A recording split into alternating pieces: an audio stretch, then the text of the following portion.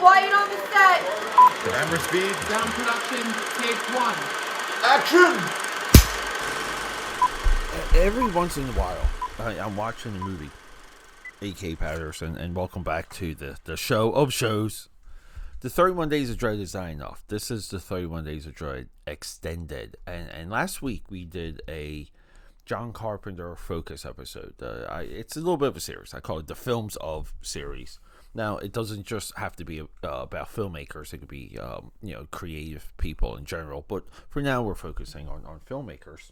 That episode's doing really well. So thank you for just showing up for that. John Carpenter, every single October, the legend and the lore around him, he has his own mythology. It just gets bigger, bigger, and bigger. I absolutely love it. So I go through this filmography, and this is one of the films that immediately stand out. I also was a little bit upset during the recording of that episode that I couldn't recall any moments from Assault on Precinct 13. To me, that's a true test of how well I understand the movie, which is wild because I've seen Assault on Precinct 13 a lot of times. I guess I need to just watch it until I memorize it, until I know more.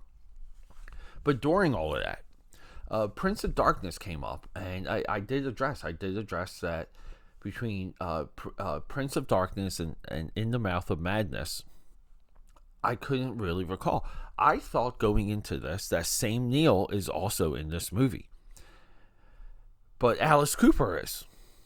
And then, so I'm watching this movie. I stopped the movie to go to the restroom. Normally, I don't do that because I try and simulate as much as a true film-going experience as possible. Meaning, once the movie starts, it doesn't stop. But you guys know, I watch and absorb so many movies. I absorb them in a couple different ways. And yes, that is an upcoming episode. Just to discuss my film going habits, everything from going to the theater to walking around Philly, listening, to sitting down at home and pressing play. But I was happy because I come back from the restroom. The movie's paused because at that point, it's totally sucked me in, where I realized we're in a little bit of a Assault on Precinct 13 remake, where we have people stuck in a house and they're slowly being surrounded. This is also Night of the Living Dead. But I looked this movie up because I was just curious of how much money it lost.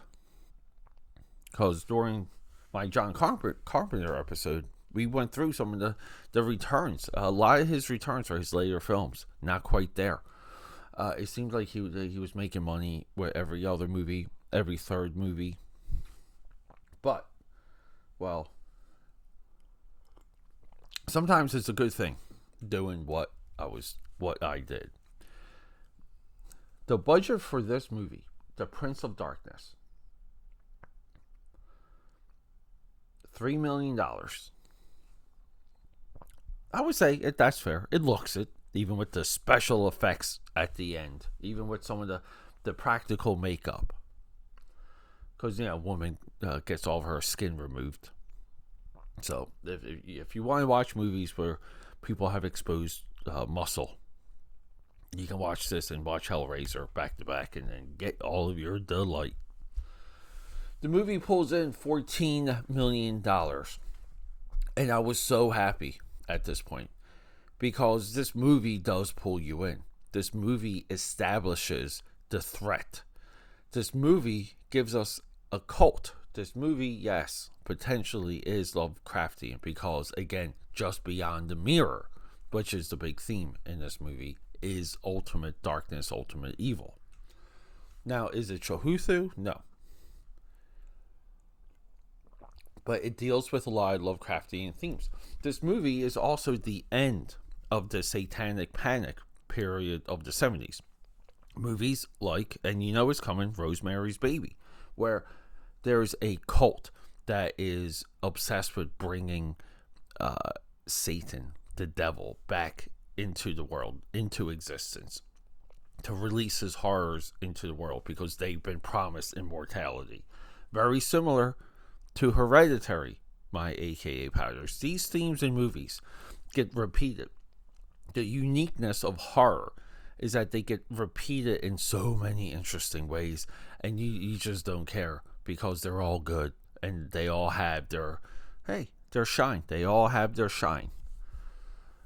But I was so happy knowing when I got back to this movie that the audience found this movie back in the day. And what day is it? 1987. That this movie made $14 million from word of mouth. You know that the people that showed up for this movie were fans of Starman, Big Trouble in Little China, Halloween, Assault on Precinct 13, Escape from New York. Even in the mid-'80s, John Carpenter had a legendary status. The music, John Carpenter, Alan Howarth, is awesome. I don't know why. I you always hear John Carpenter does the music, and people are like, he does the music for Halloween. I'm sorry, AKA Powders. I think this is his best movie when it comes to music. We have Victor Wong coming in from Big Trouble in Little China. We have Donald Pleasance from Halloween. A couple new faces as well. We have somewhat of a relationship, two people that find each other, but yet they get torn out of existence.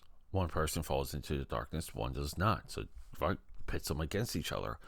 We have what's viewed as highly intelligent people making silly decisions, getting succumbed by the cult and the power, which is run by Alice Cooper, by the way. He's a cult figurehead. Doesn't have a lot of lines, but he's in the movie. And that's a little bit what I mean about John Carpenter's status at this point, where if you had a chance to be in the John Carpenter movie, you took it. I feel this is his send-off movie. He has a lot of cast members from previous films. This, in my view, this movie ends a genre spike. It ends when horror movies were satanic and cultist and ritualistic, which fed into the American psyche at the time. Again, satanic panic. And I do feel like everything that came after this, career-wise for him, very different. He tries to get things back with Ghost of Mars, tries to get things back with vampires. Vampires also being like very underrated. But I think this movie's great. This movie, the ending, and everything with the mirror is so freaking cool. So practical. Just lights, again, like just go into Steven Spielberg and Toby Hopper's Poltergeist. I feel like some of that was visually the template for the end of this movie. And the wild thing is, you want to see what happens next, because we get a little bit of that horror movie zinger at the end. You're not at ease when you're told that they've prevented Satan from crossing over. You're just not, because there's so many things happening, and these everyone within the house, again, they're all a scientist or a psychiatrist, or they study biology, or they're electromagnetics, like all of these things and all of these theories, and the theories in this movie and the way how they talk about other dimensions, it's awesome. The script is written by John Carpenter. He has a pseudonym, Martin Quatermass, which maybe he was expecting that to like catch on and more people to adopt that pseudonym. But Martin Quatermass wrote one hell of a script. Now, some of it comes off as on a directing standpoint, right? Directing, actor delivery.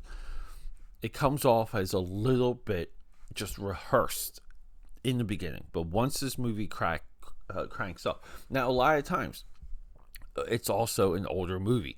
It's also of a different era. So you have to take all these things into consideration. I still thought with those conditions, it doesn't quite land. But the explanations and everything that they set up in this movie, everyone that we see, all the familiar faces, and then people start getting knocked off one by one by one. And yes, they're possessed horrific ways. People who take wooden shears, like a wooden spike, and they stab it into their neck, and you just watch them do it. And it's always cringe. You always turn away when that happens. But A.K.A. Padders, Prince of Darkness, one of the movies that's not spoken about enough when it comes to the John Carpenter filmography. Roll sound. Rolling. Sound production, take 2. Let's take this time real quick, A.K.A. Padders, my fellow film buffers, and let's just go over the schedule. This is years in the making. This type of rollout I've been planning for years, but we're finally here. So here we go. Early in the morning, that's the new stuff. 8 a.m. Now, 8 p.m., Monday, Tuesday, Thursday, Friday, these are movies maybe of something coming out, like if there's a Marvel movie coming out and we want to do a retrospective on that particular franchise, or if Sylvester Stallone comes back and gives us Rocky Part 18, we might want to use the later time slots for a week or two to go over all of the Rocky movies. Now, we have a lot of different threads on this podcast that's explored 8 p.m. So 8 a.m., 8 p.m. Wednesdays at 8 p.m., this is our creator spotlight. We could do an episode on Martin Scorsese, Steven Spielberg, some of the new guys, Spike Lee, even composers, guys like John Williams. This brings us into the weekend. Saturday, Sunday morning. Again, we're back at that 8 a.m. drop. We do cartoons because I want to emulate the times where you would wake up with a bowl of cereal and watch cartoons all day Saturday and all day Sunday, and then eventually you would get to touch grass because you would have one of your friends knocking on your door to play in a touch football game or even some baseball, basketball. The weekend nights, let's get into education. 8 p.m. Again, all of our drops are either 8 a.m. or 8 p.m. But the weekend nights, documentaries, and I focus on creative documentaries because I feel like a part of this film buff movement that we're all bathing in, that I'm super grateful for, is education. And some of where we're finding our facts, some of the general enjoyment, because I love documentaries, all of this is explored at 8 o'clock p.m. And trust me, there's a lot there. There's a lot out there that I didn't even know existed. And we're going to go beyond that too. We're going to get into some of the graphic art, some of the special effects, some of the makeup documentaries. There's a lot to learn, and I'm so happy to bring you the 9 p.m. because you guys know I'm an autodidact. I am self-educated. Sure, I have some certifications. Sure, I spent time at the Art Institute of Philadelphia for animation.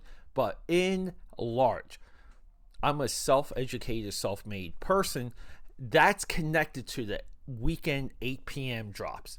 My AKA Padders, my film buffers, I hope to see you there for all of it. I love you guys, and rock and roll. Okay, that's a wrap.